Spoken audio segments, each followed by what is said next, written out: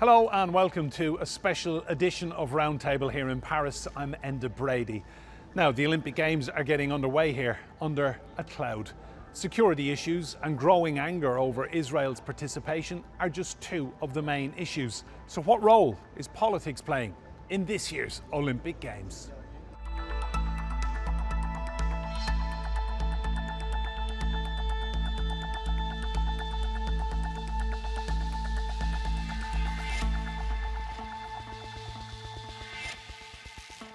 Sport has long been considered a great unifier when it comes to disparate political views.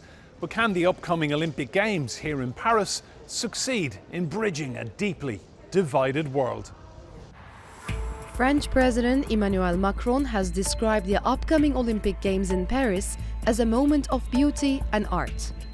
To make sure everything goes smoothly, security has been the top priority. Authorities appear to have prepared for every eventuality.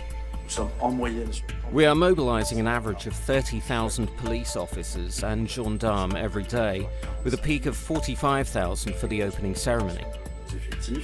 But there is no guarantee that even the toughest measures will prevent a determined attacker. We have a security system which is very robust, both in terms of protecting spectators on the low and high parts of the riverbanks, but also on the entire perimeter of the ceremony. We have no concerns, and we are working with great concentration and determination to ensure the security of this parade. According to the latest available figures, France made the largest number of arrests in the EU for politically or religiously motivated crimes in 2021. French society faces a number of fault lines. And a ban on athletes wearing religious clothing at the Games have all contributed to a tense backdrop. Events overseas are also filtering through to the Games. 26 French politicians have urged the International Olympic Committee to ban Israel from the competition due to the ongoing war in Gaza, similar to the current prohibitions on competitors from Belarus and Russia. Public opinion is divided. While some support imposing restrictions on Israeli athletes, others say politics and sport should not mix. As the Olympic flame prepares to be lit on the banks of the River Seine, just how big a part will politics play? Well, let's meet our guests. Jacques Reland is a senior research fellow at the Global Policy Institute. Nabila Ramdani is a French-Algerian broadcaster and journalist, and she's also the author of Fixing France: How to Repair a Broken Republic. And Peter Allen is a British journalist based here in Paris. Jacques, I'll come to you first of all. The French love a protest. We know that. We've seen it for decades. Our favourite pastime. Favourite pastime after football. Tell me, are we likely to see any protests during these Olympic Games? No, I don't really think so. The protests have taken place before under the form of threats. Threats, unions have used the excuse of the Olympic Games to ask for big little premiums for their employees and all that, and the government has paid. Has paid the police, has paid the train drivers, has paid all kinds of professions involved in the organization, or at least carrying people, or etc. But otherwise, there's been many people are fairly skeptical about the thing on the river, the opening on the river, a bit too ambitious. People are moaning about the fact that people will never be able to run in the swim in the Seine. But I'm sure that once the games are on, the protests will be forgotten and everyone will get into the game because it promises to be a good game. And France has quite a good experience of organizing international big sporting events.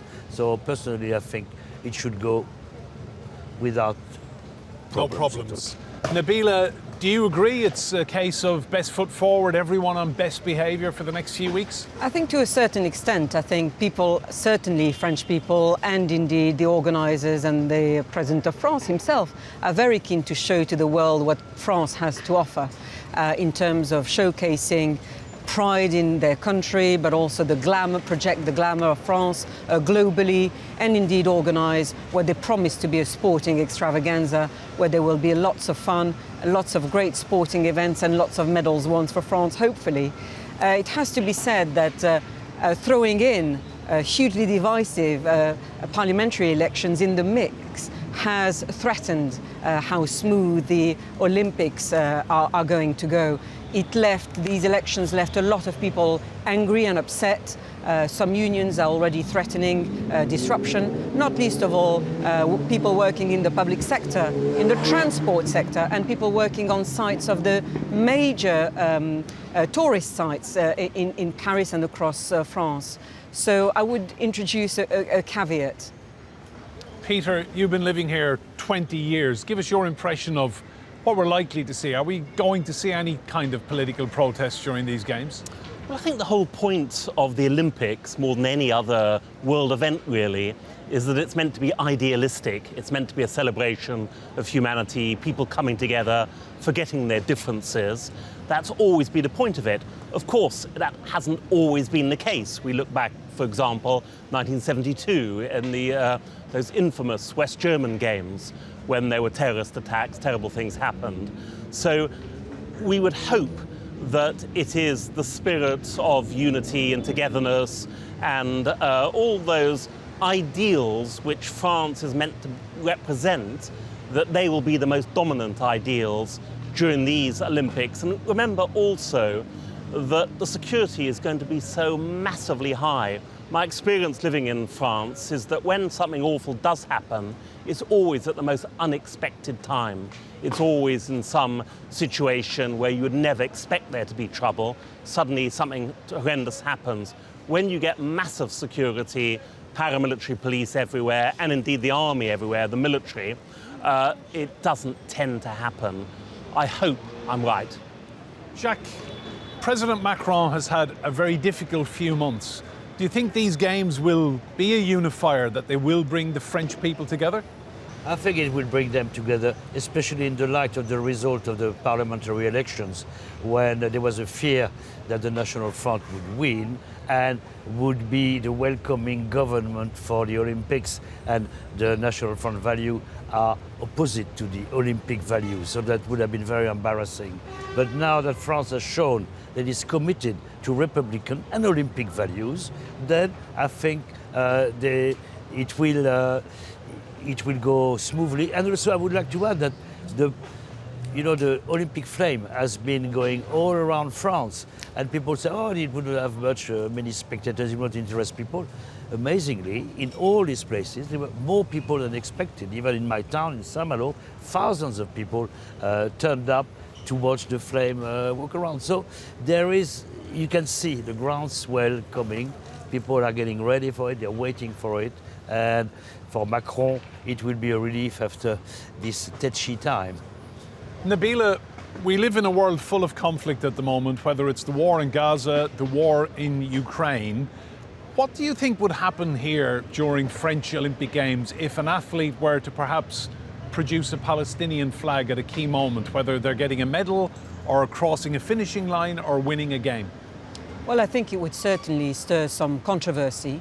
The French government has made it abundantly clear that it wouldn't tolerate the kind of political messaging during the Games.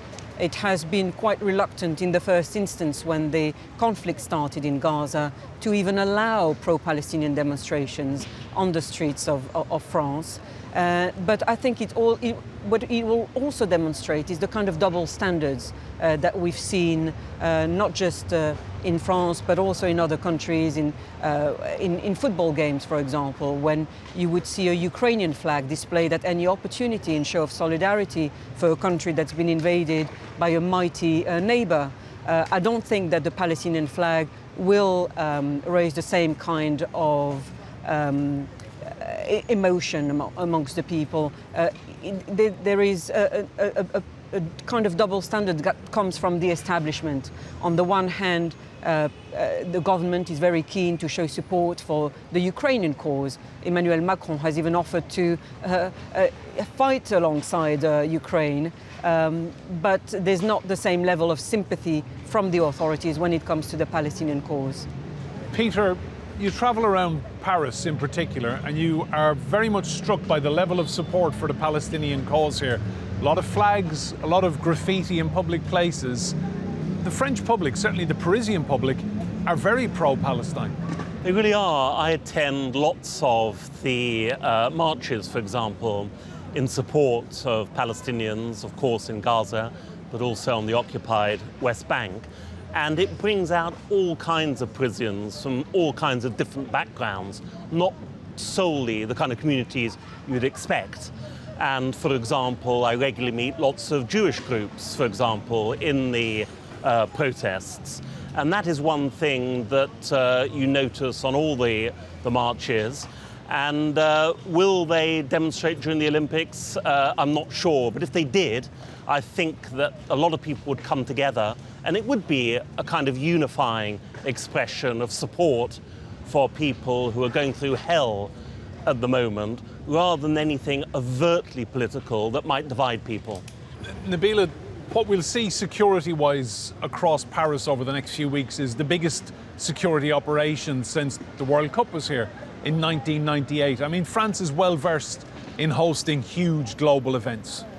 Yes, indeed, but I think this is one aspect that is an illustration of shedding light on the fault lines of France. As much as the very good things in France, a lot of the things that are not so good about France will be exposed at the same time. And dare I say, the amount of armed force we'll see on the streets of Paris is one of them. Because let's not forget that these armed forces are a legacy of colonial France. They were initially created to subdue insurgent nationalists, and they're still operating today to subdue French citizens when they take to the streets to make their grievances heard to the authorities. So there will certainly be a lot of enthusiasms behind the games, but again, there will also be a lot of fault lines revealed at the same time. For example, there has already been scandals that have been revealed. The organizers are mired in accusations of embezzlement, for example. The offices have been raided. And there's also contentious issues that will emerge. For example, the French authorities are banning female Muslim athletes from wearing the headscarf while competing during the Olympics. Now, the fact that international Muslim athletes will be able to wear the headscarf says it all. So there will be an awful lot of attention focused on these issues, not least of all discrimination, where France is meant to be the land of freedom and, you know, expressions of liberty. But it's also constantly manufacturing, dare I say, these polemics about how Muslim women should dress, and sports will be in the sharp focus of that. Peter, that could be one avenue of protest, if you like, if an overseas athlete, a female wearing a hijab, were to make a protest here, because a lot of people in the Muslim community are very angry that a French female wearing a hijab can't do so for France. Yes, there's always the potential of somebody making a protest of their own, and that would be a perfect example.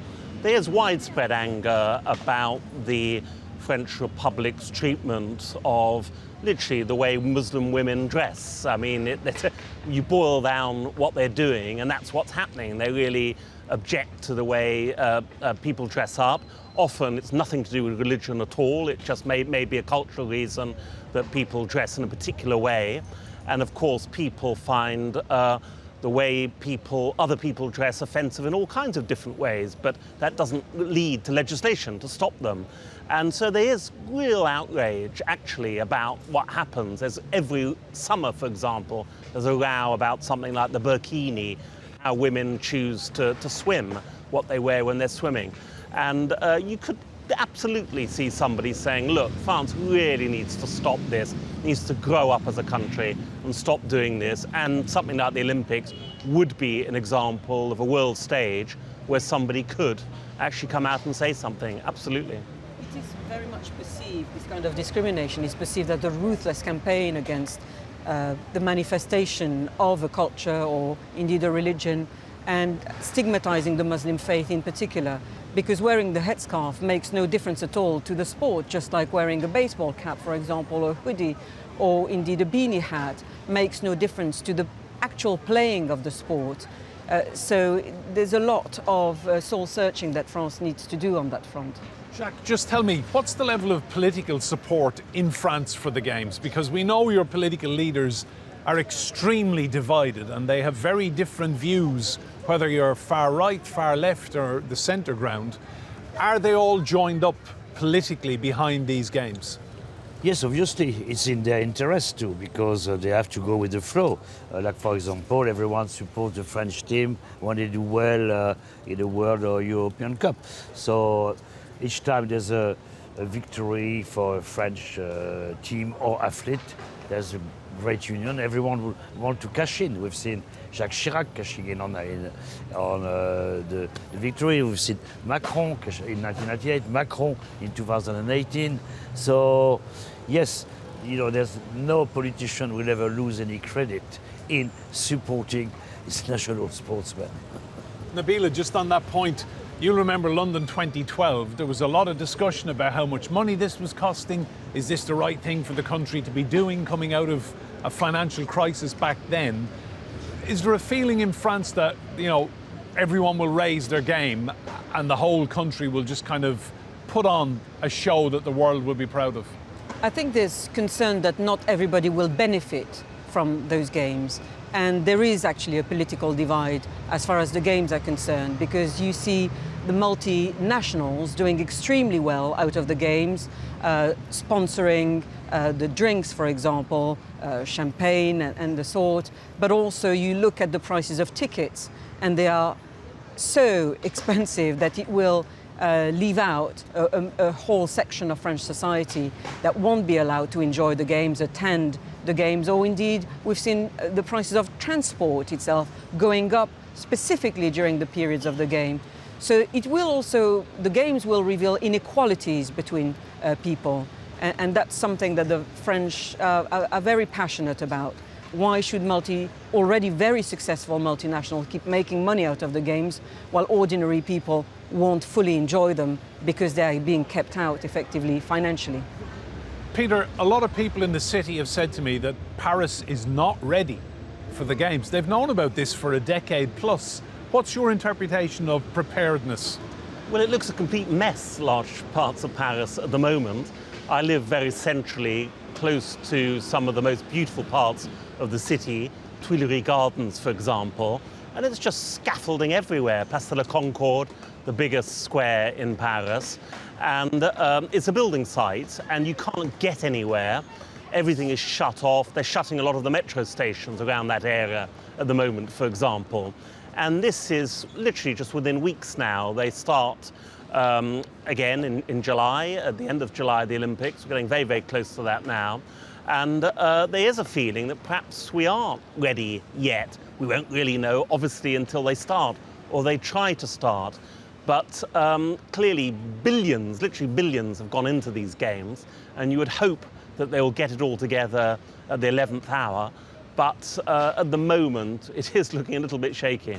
Would you agree, Jacques, a bit last minute? I think it's probably been quite well prepared, but I don't know. I don't live in Paris, so I don't say. But I would like to add something. The game will have also great benefits for people living in the suburbs, because it's this part of Paris, the most underprivileged part of Paris, which will be affecting the games. Just the same way as in London, it was East London, which at the games, and there was a big impact on the area around. And I think they've been very careful about leaving a great legacy in terms of sporting equipment, housing, good quality housing, nice environment in the Seine-Saint-Denis, around the Stade de France and all that. So I think that will be very beneficial, and it's something which is very needed for a very kind of a multiracial population here, which has been discriminated against. In that case, there is, you could say, a form of positive discrimination in terms of many investment in those neighborhoods. Nabila, I want to go back to Gaza, in a city that has huge support for Palestinians. How do you feel it would be received if an athlete does make a protest during these games? If not in particular a Palestinian athlete or someone of Palestinian descent, but say an Irish boxer wins a medal and produces a Palestinian flag. That is entirely possible. How would that be viewed in France?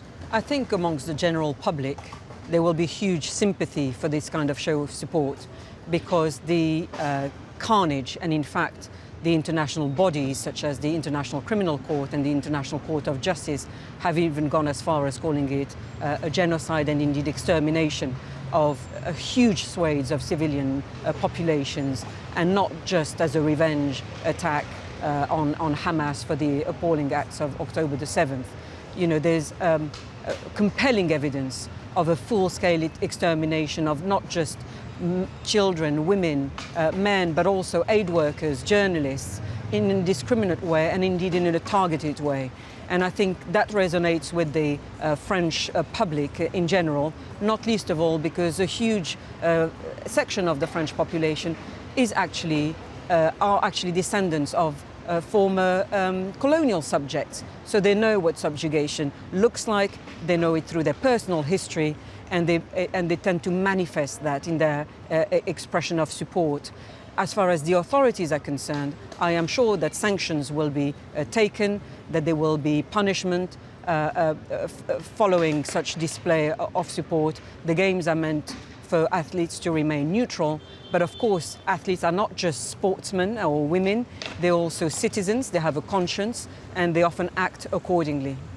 Peter, sports people do have a huge platform, don't they? Global audience of billions will tune into these games. So anyone making a protest, I mean, they will know in advance. They will plan it in the way the footballers plan goal celebrations. Anyone making a protest knows that this is the best platform this year to voice what they want to say. There's no doubt about that whatsoever. Very recently, we've had France international footballers like Mbappe, for example, speaking out about various issues. He was speaking out about the rise of extremism and, of course, particularly the far-right National Rally Party here in France. And a lot of people thought that was very, very impressive for the obvious reason that he's a multimillionaire footballer, he can do what he likes, he can live a wonderful life and go wherever he wants. For example, he's going to play his football in Spain next year for Real Madrid. Yet he still had something to say about the political situation here in France. I must say, I think it's slightly different for Olympic athletes simply because they are not as well known as multimillionaire footballers. And also, the whole concept of the Olympics is that it is non-political, more so, I would actually say, than professional football, for example. Professional football, it is what it is. It's wrapped up in the capitalist system. It's very political in a way because it is tied up in so much money and so much big business, whereas Olympics is not involved in any of that. It's meant to be something that you do for the love of the sport, for the beauty of the athletics. So I would suspect, of course I may be wrong, there's a tradition at the Olympics. Of course, we remember the Black Power movement, for example, in the late 60s, when they were giving the clenched fist salute and whatever. Something like that might revive, but it doesn't really look like that likely at the moment. And Jacques, some people take the view that sports people should just run, kick a ball, swim, jump, and have no political views whatsoever. I think they are citizens, and as citizens of the Republic, and as such they're entitled to their opinion. And many of the players in the French football team have expressed their opinion quite, not aggressively, but talking about why it was important. Some people complain, say, oh, why rich, but no. They have a right and they have a following, and if they can influence people in a manner which I find positive, then I would not disagree with them. Let them speak. Peter, Nabila and Jacques, thank you all so much for your insight. Remember, you can see more discussion and debate on our YouTube channel. Just search for Roundtable TRT World. And if you like what you see there, please do hit that subscribe button. But for now, from me and Brady here in Paris and from all of the Roundtable team, thank you for watching. We'll see you again soon.